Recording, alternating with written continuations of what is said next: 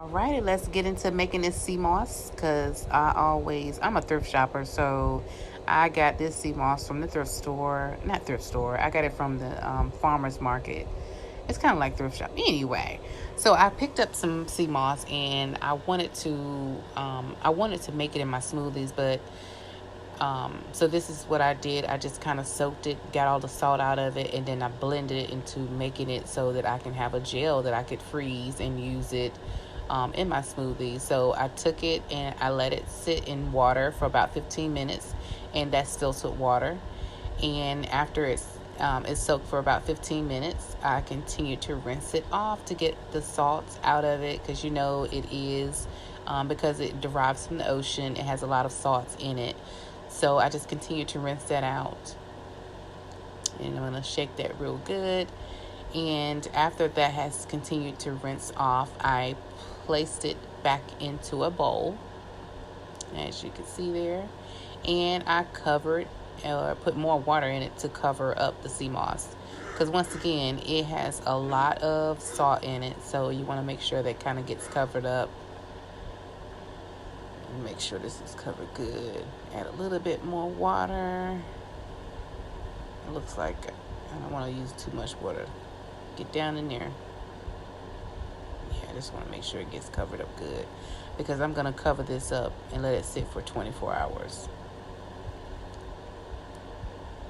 Yeah, nice and tight. And after it has sat for 24 hours, then I'm going to rinse it or drain it to be rinsed off again. And so let that rinse. Make sure all that salt gets off of it. And you're going to take it and you're going to cut it up into pieces. And after you cut it up, you're going to place the cut up pieces into the blender.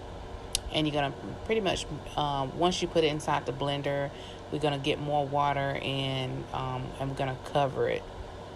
I covered the sea moss again once I finished chopping up all of the sea moss.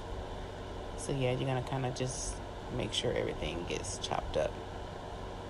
It doesn't have to be neat or anything, but as you can see, I like little nice little rows. You don't have to do all that, but just cut it up. Make sure you have to get it neat to go into a blender to be messy, but anyway.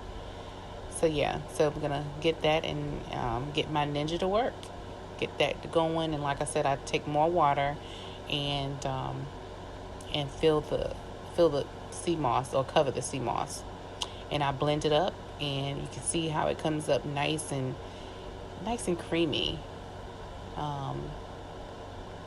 And you'll see, and I love how it just comes out. It looks really that looks nice, and it costs less than actually buying it already processed when you could do it yourself. It has so many benefits. Definitely rich in nutrients and supports your immune system, your joint health. Make you some.